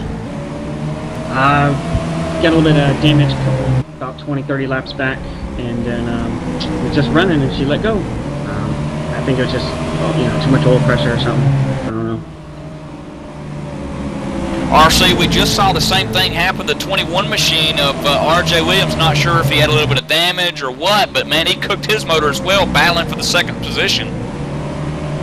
All I know is that with no damage on the car, the oil temps are up to about 280, and then if you get just a little bit of front end damage, and it was singing at like 300, 300 degrees.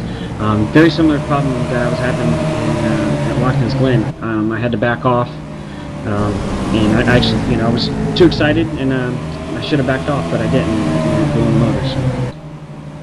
All right, there you have it, folks. The number 19 machine, R.C. Rigdon, right now, 18th spot, 22 laps down. His day is done. It looks like he's going to finish 18th tonight, guys. Devin? Yeah, back up front. Where did he come from? The number 97 machine, and Nathan Little is all over the back of your leader. Chad Schilling with just 39 laps to go.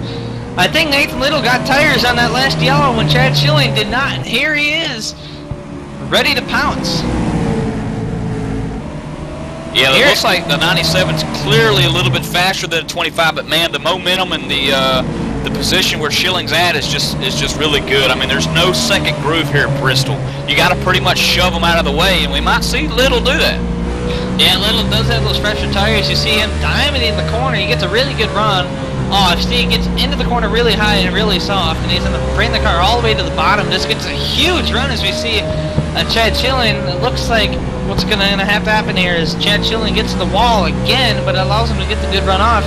You may have to see a little bit of contact on the 97's part to get by Chad Schilling, at least complete the pass. We know he can get side by side, but the thing is, The thing is, you can get there, but you can't get the pass made. We've only seen a couple cars, including Landon Huffman, able to make that pass on the bottom. As here he goes. Yeah, you really got to work him up the track and squeeze him a little bit, make the 25 let off, maybe hit the brakes a little bit. We're going to see the 97 get a little loose there, but he's not working the 25 like he ought to. I think the 97's taking it a little bit easy right now, but he is running on the bottom, which is going to eat his tires away, which is good for Chad Schilling, because that's really going to even up those two tires. So if Chad Schilling can hold him off for about 10-15 more laps, those two are going to have pretty equal tire wear, because Chad Schilling's been up top all night long. Another question, Ian, is when is soon too soon? How long do you wait to try to put the move on the 25? Do you wait until 15-10 to go? Anything can happen, I mind you, but what's the deal going on with the 97 machine?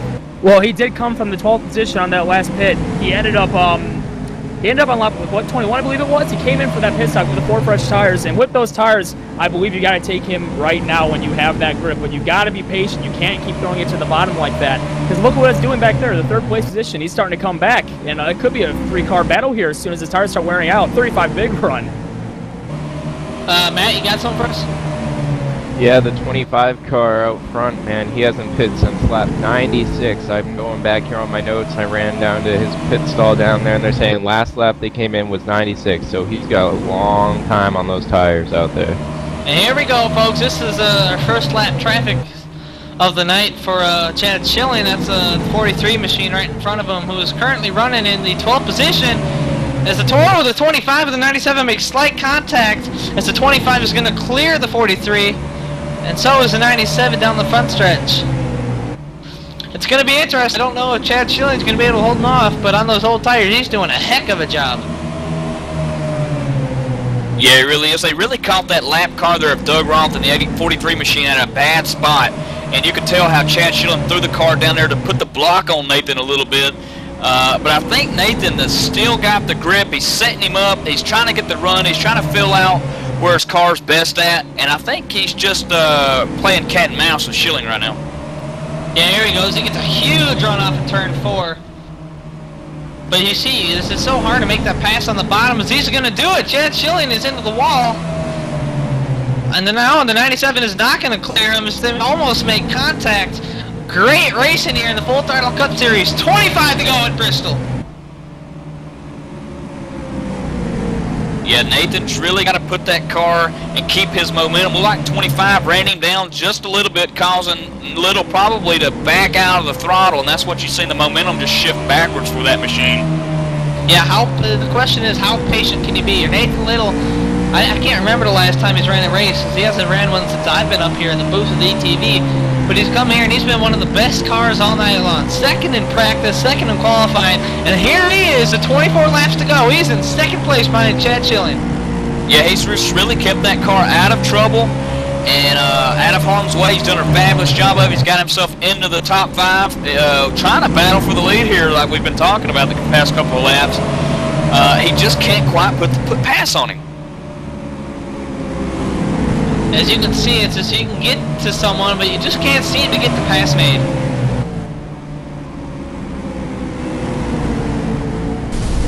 Oh, the 25 is blowing the motor. Chad Schilling with that front end damage is blowing the motor, and your leader is out here at Bristol with just 21 laps to go. Oh, it's got to be a heartbreak for that number 25 team, Michael.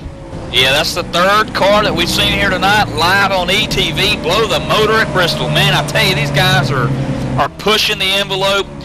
You got to think that he was going to push it till it blew, and that's what happened. And that is a pretty dang shame right there, because we were going to have a heck of a battle for the lead between Nathan Little and Chad Schilling. But looks like Chad Schilling's going to get a decent finish. Not what he wanted, though, because he had probably one of the cars to beat there at the end. But Nathan Little starting to put some distance on Chris Schallenberger with less than 20 to go. Yeah, now we've got a news story here developing.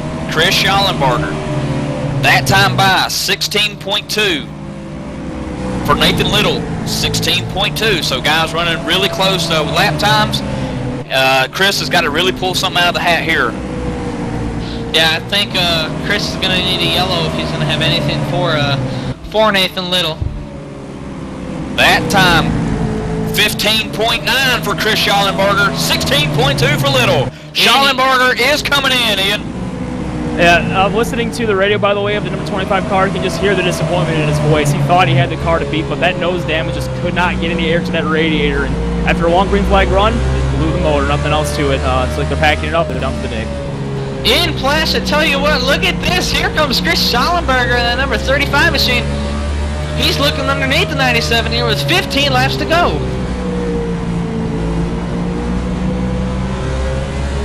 Alright, again, when is patient, too patient. When is soon, too soon. I think if you're Chris Schallenberger, like Ian said earlier, you got to put the move on him when you can. There's no telling when a caution could come out in the bad time.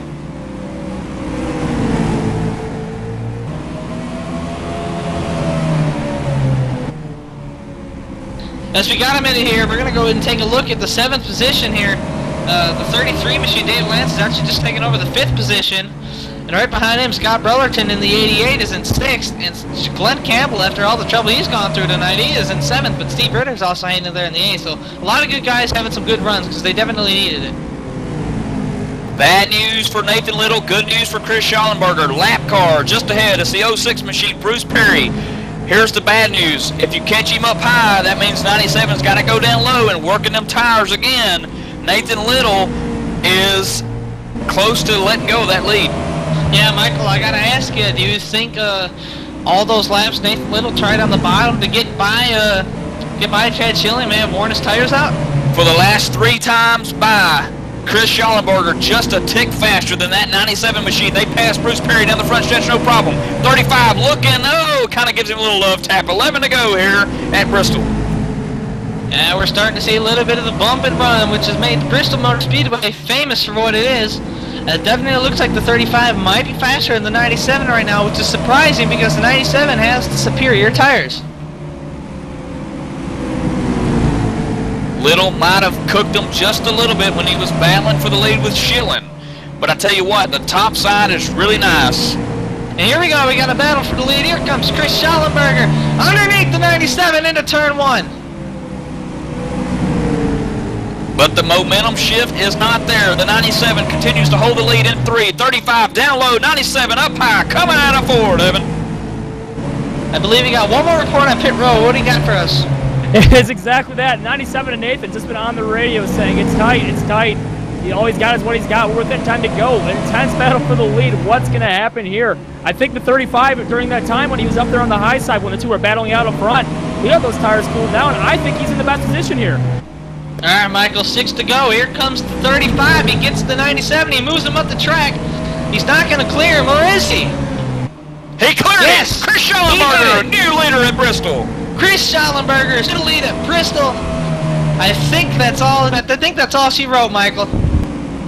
6 to go, but hey, Chad Cole's just ahead, running 9th spot. He's not a lap down yet, but real close. Now, where is he going to go, high or low? Chris Schallenberger to the lead, man.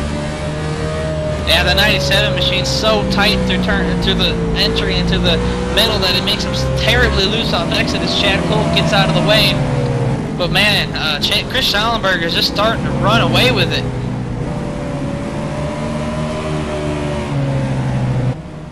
Yeah, now Ronnie Potts. Let's see if he can run down that number 97 machine of Little. Ronnie looks like he's a little bit faster than Little. And meanwhile, man, 35, Chris Schallenberger pulling away, doing it from 9th today in qualifying, up in that number 1 spot. Let's take a look real quick for the 5th position. Number 88 machine of Scott Brellerton trying to hold off David Lanza and number 33 National Guard Chevrolet with just 2.5 laps to go. Back up Chris Schallenberger, the number 35, looking to bring her home at Bristol. White flag in the air next time by.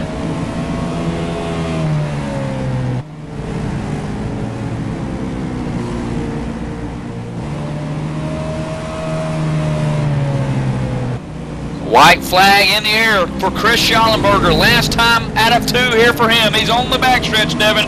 I think he's all but won it. Nathan's going to need a miracle for Chris Schallenberger to wreck, but I tell you, Chris coming out of 4. Chris Schallenberger is going to take the win in that number 35 full throttle indoor karting Chevrolet.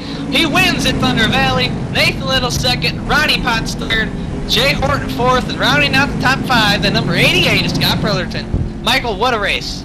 Yeah, I tell you, and finishing out the top 10 here, 33, great finish for David Lanza. Man, he needed it. We talked to him earlier before the race started.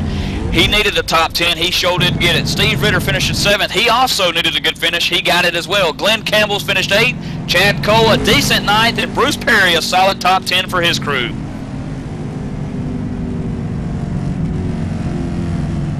Alright, Doug Rye finished 11th in the number 43. Nathan Bowers in the number 85 finished 12th. 13th, John Abbott in the number 10 machine. 14th, number 25, Chad Schilling. Behind him, Guy Schneider finishes in the top 15. RJ Williams in the 21 finishes 16th. 17th, Rich Jett in the number 32. 18th, RC Rigdon. 19th, John Gregorio. 20th, you got G. Allen Lewis. Man, you just mentioned 4 guys there. 3 of them with blown motors. That's Chad Schilling, R.J. Williams, R.C. Rigdon, and of course the 4th guy being John Gregorio, who was put aside. Black flag for the event tonight. G. Allen Lewis, you mentioned as well. He had a disagreement, also ended. So man, what a group of guys you just named off. Landon Huffman, your points leader, also sitting 22nd, finished 22nd tonight, just ahead of him. Joe Beasley had a horrible, rough night for his crew. Jonathan Goodell involved in some wrecks. Steve Gottschalk involved in some wrecks. He finished 24th. Last week's winner, Eric Arnold at Michigan. Man, a lot of tough breaks for these guys. He finished 25th. Oh, yeah. And before we hit the commercial break, I had a little bit of interesting stat here for you. Looking at the top 5, the top 5 in points, none of those guys finished inside the top 5 tonight here at Bristol. Or, excuse me, the top 10 in points. None of the guys in the top 10 in points finished in the top 5 at Bristol. So, definitely a pretty wild night here for the points guys. Which means a huge shakeup possibly in the mix here when we go to Atlanta next week with the RSR crew.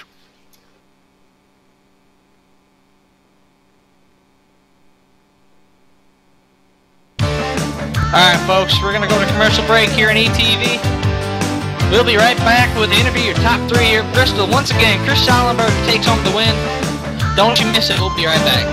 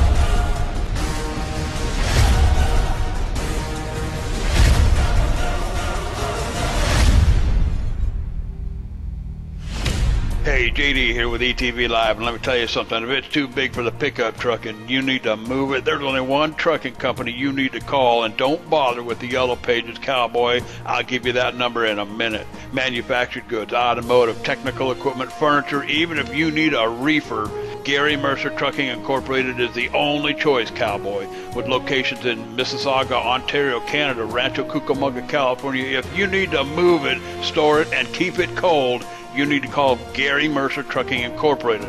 Long haul, short haul, or just across town, Gary Mercer has the best trained and qualified drivers to get your load from point A to point B with professionalism and on time. So remember, Hoss, if it don't fit in a pickup truck, you're going to need a real truck, Cowboy. Sponsors of ETV Live's Friday Night Showdown, Gary Mercer Trucking Incorporated, 1-800-668-2980.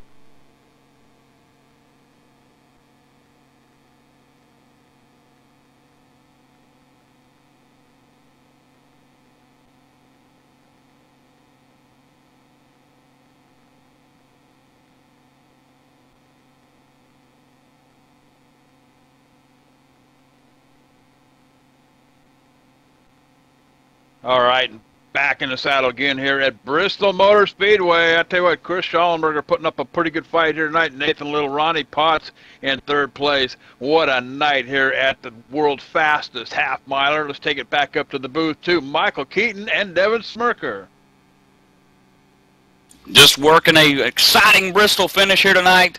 A couple of guys blowing the motors here, a bunch of wrecks, some, I wouldn't say fist fights, but maybe some word fights with some admins. Man, what a night here at Bristol, Devin. Oh, definitely. It was a quite the night. It was. We had a couple yellows early on. Kind of a boring race at the beginning, but man, once we got past lap 100, the second half of this race was absolutely thrilling. So these guys put on another great show, and I can't wait to see what happens next week because we have a lot of storylines going into Atlanta.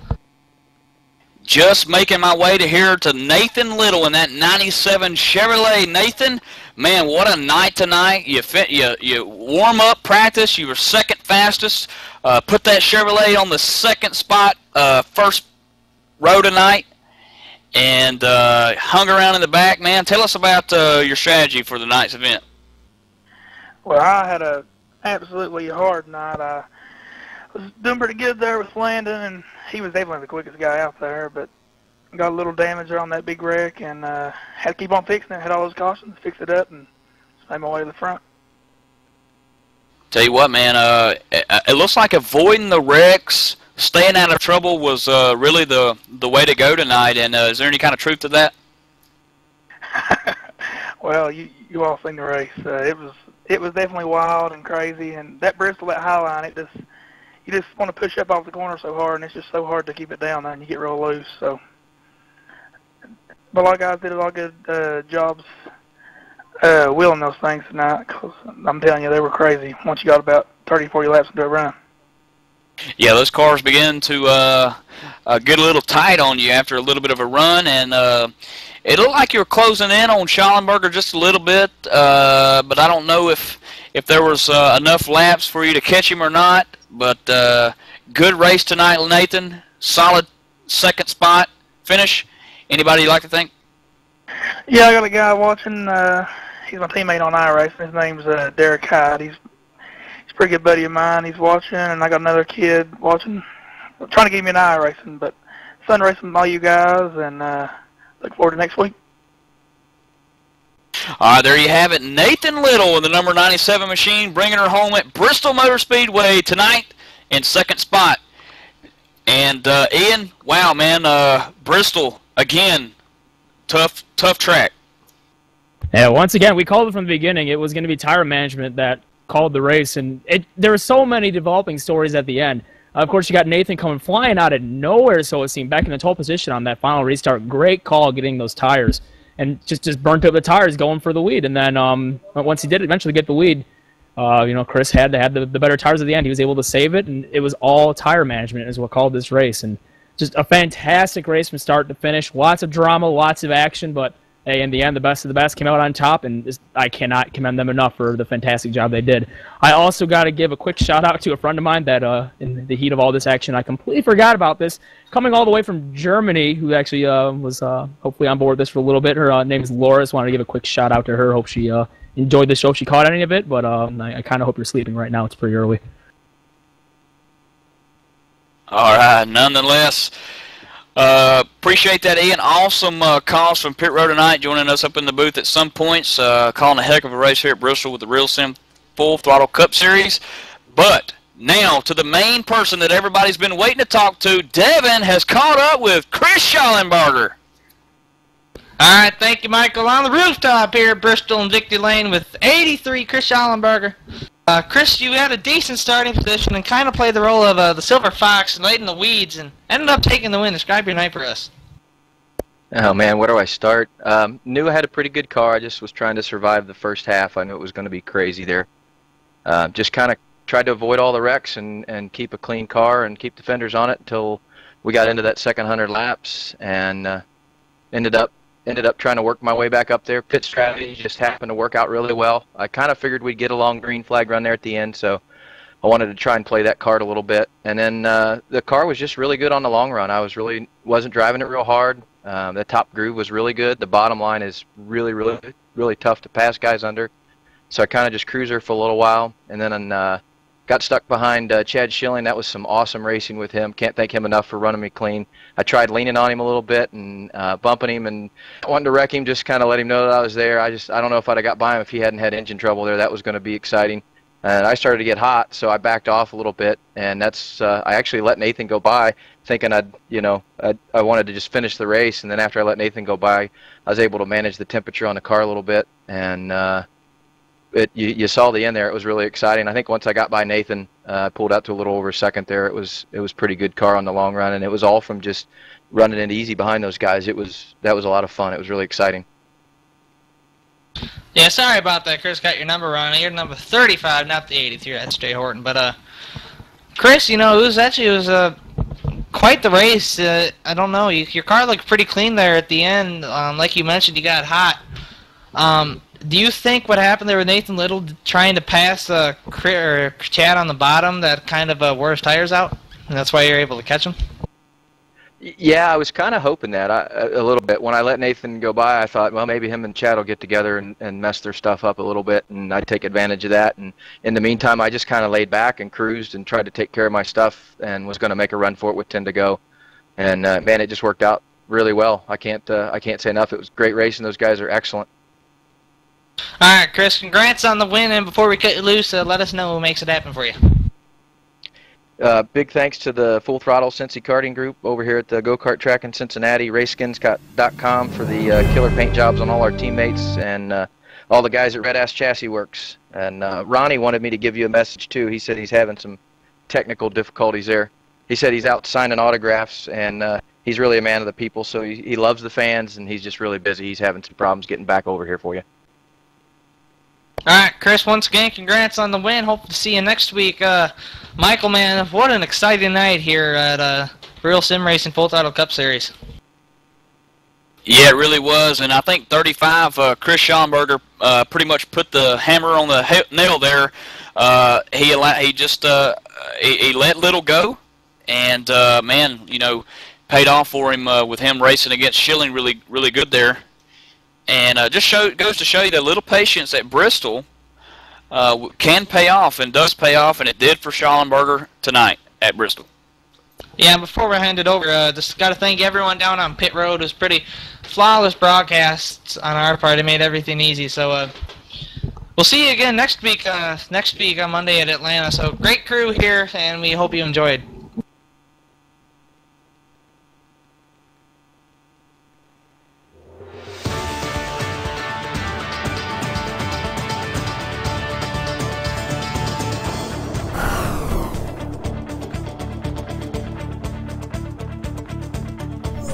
Oh,